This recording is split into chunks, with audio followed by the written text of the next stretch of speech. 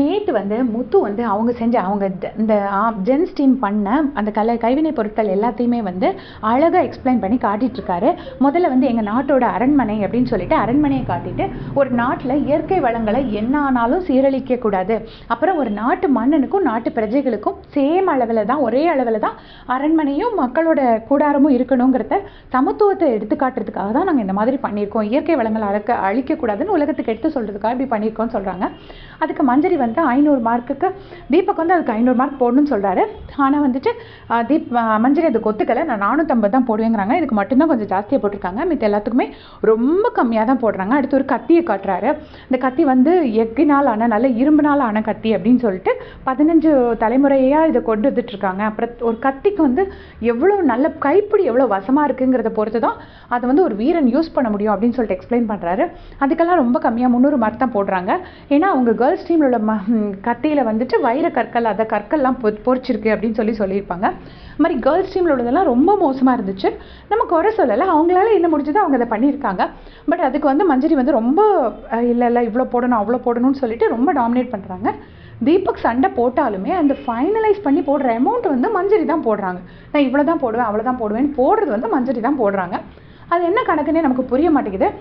Girls டீமில் வந்து ஒரு பீரங்கி பண்ணியிருப்பாங்க. உடனே அதை பார்த்துட்டு தீபக் சொல்லுவார், இது பி மட்டும்தான் சொல்ல முடியும், இது ரங்கி சொல்ல முடியுமா, நீங்களே பாருங்கும் போது மஞ்சரிக்கே சிரிப்பு வருது. ஏன்னா அது கொஞ்சம் கூட பீரங்கி மாதிரி இல்லை. அப்போது முத்து வந்து எட்டி பார்த்துட்டு இது நாய் பொம்மை இல்லையா அப்படின்னு சொல்லிட்டு சிரிச்சுட்டு ஓடுறாரு. நமக்கெல்லாம் செம்ம காமெடியாக இருந்துச்சு. அப்படி சொல்லக்கூடாது, நமக்கு தெரியுது. இருந்தாலும் அந்த டைமில் சிரிப்பு அடக்க முடியல. ஸோ இதெல்லாம் கேர்ள்ஸ் டீமில் நடந்தது. அவங்களுக்கு அவங்க பண்ண பொருட்கள் எதுவுமே நிராகரிக்காமல் அவங்க பாட்டு மார்க் போட்டுட்டு வந்துட்டாங்க. இங்கே வந்துட்டு ஒன்னொன்னையாக நிராகரிச்சுட்ருக்காங்க. இது சரியில்லை அது சரியில்லைன்னு 10 பொருட்கள் மொத்தமாக விற்கணும். அப்புறம் முத்து வந்துட்டு அந்த கத்தி எக்ஸ்பிளைன் பண்ணுறாரு. அப்புறம் ஒரு கேடயத்தை காட்டிட்டு சொல்கிறாரு, கத்தியை பின்னாடி வச்சுருக்கணும். அதாவது எதிரி நம்மளை அட்டாக் பண்ணும்போது முதல்ல நம்ம வந்து தடுக்க தான் செய்யணும். அதுக்கப்புறம் தான் அவன் நம்மளை ரொம்ப அட்டாக் பண்ணால் தான் நம்ம அவனை கத்தியால் அவனை வெட்டணுங்கிறத மக்களுக்கு எடுத்து சொல்கிறதுக்குன்னு ஒரு பொருளுக்கும் முத்து எக்ஸ்ப்ளனேஷன் பண்ண சொல்லவா வேணும். நமக்கே ரொம்ப ஆச்சரியமாக இருக்குது. அப்புறம் ஒரு பூவும் வண்ணத்து பூச்சியும் காட்டுறாரு. அந்த பூவும் வண்ணத்து பூச்சியும் வந்துட்டு நிராகரிக்கிறாங்க. ஏன் நிராகரிக்கிறேன்னு கேட்கும்போது அந்த பூவும் வண்ணத்து பூச்சியும் ஒரே சைஸில் இருக்கான், பூ சின்னதாக இருக்கணுமா. உடனே முத்து கேட்குறாரு, ஏன் உலகத்துல எல்லாம் பெரிய பூவே இல்லையா அப்படின்னு கேட்குறாரு. மஞ்சரி கிட்ட ஆன்சரே இல்லை. அதுக்கப்புறமும் திரும்ப செருப்பு ஏதோ பண்ணியிருப்பாங்க, அதை நிராகரிச்சிருப்பாங்க. சரி அது ஓகே. அப்போ வந்துட்டு முத்து கேட்பாரு, நீங்கள் அந்த டீமில் எத்தனை பொருட்களை நிராகரிச்சிங்க அப்படின்னு கேட்டவுடனே மஞ்சரியோட ஃபேஸை பார்க்கணுமே, அப்படி வெளுத்து போச்சு. ஆனால் வந்து உங்களுக்கெல்லாம் ஆன்சர் பண்ணணும்னு எனக்கு அந்த அவசியமும் கிடையாது, விடுங்க அப்படின்னு சொல்லி தீபக்கும் உடனே அதே கேள்வி கேட்குறாரு. எனக்கு உங்களுக்கு ஆன்சர் பண்ணணும்னு அவசியம் கிடையாது அப்படின்னு சொல்லிட்டு மஞ்சரி நைஸாக எஸ்கேப் பார்க்குறாங்க. அதுக்கப்புறம் வந்துட்டு இதெல்லாம் கைவினை பொருட்களா, நீங்கள் வந்து தங்கத்தால் ஆனதுங்கிறீங்க, கைவினை பொருட்கள்னால் தங்கத்தில் உலோகத்தை நீங்கள் உங்கள் கையாலேயே உருக்குனீங்களா அப்படின்னு சொல்லிட்டு மஞ்சரி லாஜிக்கே இல்லாத ஒரு கொஸ்டின் கேட்குறாங்க. ஒரு முத்துக்கிட்ட ஜெயிக்க முடியுமா? உடனே முத்து கேட்குறாரு, அப்படியா கைவினை பொருட்கள்லாம் அப்போ உளியெல்லாம் யூஸ் பண்ணக்கூடாதா அப்படின்னு கேட்குறாரு. மஞ்சரி கிட்ட ஆன்சரில் நைஸா, நீங்கள் என்கிட்ட கேள்வியெல்லாம் கேட்கக்கூடாது, எது கேட்டாலுமே நான் தளபதி, நீங்கள் என்கிட்ட கேள்வி அவங்கள்ட்ட ஆன்சர் தான் ஆன்சர் பண்ணுறாங்க. ஆன்சர் இல்லாமல் முத்து கேட்கும் போது நீங்கள் என்கிட்ட கேள்வியெல்லாம் கேட்க முடியாது அப்படின்னு சொல்லிட்டு சொல்கிறாங்க. உடனே முத்து சொல்கிறாரு, என்னோட பொருட்களை ஏன் நிராகரிக்கிறீங்கன்னு நான் கேட்குறதுக்கு எனக்கு உரிமை இருக்குது அப்படிங்கிறாரு. உடனே வந்துட்டு விலையெல்லாம் நீங்கள் அப்போ பிக் பாஸும் சொல்கிறாரு, விலை வந்து தளபதிகள் மட்டும் தான் நிர்ணயிக்கணும்னு பிக் பாஸும் வாய்ஸ் கொடுக்குறாரு.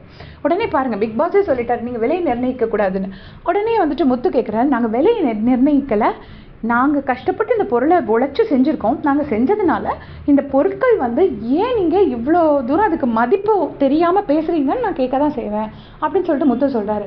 உடனே இல்லை நீங்கள் மதிப்பை கேட்கல, நீங்கள் வந்து விலையை தான் சொல்கிறீங்க அப்படின்னு சொல்லிட்டு மஞ்சரி கொஞ்சம் கூட மனசாட்சி இல்லாமல் 10 பொருளில் 9 பொருளை கஷ்டப்பட்டு எடுத்துகிட்டு ஒன்று ரிஜெக்ட் பண்ணுறாங்க. அப்போ முத்து சொல்கிறாரு, எங்ககிட்ட அடுத்தும் நிறைய பொருட்கள் இருக்குது, நீங்கள் ரிஜெக்ட் பண்ணிங்கன்னா நாங்கள் அடுத்த பொருளை காட்டுவோன்னு. அடுத்த பொருளை காட்டக்கூடாதான், ஃபஸ்ட்டே 10 செலக்ட் பண்ணி வச்சிடணுமா, அதில் மஞ்சரி எத்தனை வேணால் ரிஜெக்ட் பண்ணுவாங்களாம் அப்படின்னு மஞ்சரி சொல்கிறாங்க. முத்து சொல்கிறாரு, நாங்கள் 100கணக்கான பொருட்களை அப்போ எதுக்கு பண்ணி வச்சுருக்கிறோம் கேட்குறாரு. அவர் கேட்குறதுல நியாயம் இருக்குது. மஞ்சரி வந்து ரொம்ப பயாஸ்டாக நடந்துட்டாங்க, ரொம்ப நமக்கே பச்சையாக தெரிஞ்சுது. பட் ஸ்டில் இவங்க நல்லா இன்னுமே மஞ்சரி இவ்வளோ பயாஸ்டாக நடந்தும் பாய்ஸ் டீமோட பொருட்கள் ரொம்ப நல்லா இருந்ததுனால மஞ்சரியால் ஒன்றும் பண்ண முடியல. ஆனாலும் முத்து விடவே இல்லை, நல்லா கேள்வி நறுக்குன்னு ஒரு இடத்துலையும் கேள்வி கேட்டார். தேன் ஒரு பூ வந்து சொல்கிறாரு, தேன் அது தங்கத்தாலான இதழ்களாக பூவாக இருந்தால் கூட அதோட தேன் வந்து தேனீக்களுக்கு பயன்படுது, அந்த மாதிரி நம்ம மக்களுக்கு பயன்படுற மாதிரி இருக்கணும் அப்படின்லாம் சொல்கிறாரு. அதெல்லாம் மஞ்சரிக்கு எல்லாமே தெரியுது, ஏன்னா முத்துவோட அறிவு மஞ்சரிக்கும் இருக்குது. ஸோ மஞ்சரிக்கு எல்லாமே தெரியுது முத்து பேசுகிறதெல்லாம் கரெக்டுன்னு. அதனால அதெல்லாம் காது கொடுத்து வாங்காத மாதிரி அப்படியே எஸ்கேப் பண்ண மாதிரியே நடிச்சிட்டு இருந்தாங்க. செம்மையாக வச்சு செஞ்சுட்டாருன்னு சொல்லணும். முத்து மஞ்சரியே இத்தனை பேர் பார்த்தீங்க. ஆனால் இந்த எபிசோடு 1 hour எபிசோடுக்காரன் இருக்கான சரியான சதி பண்ணிட்டான்.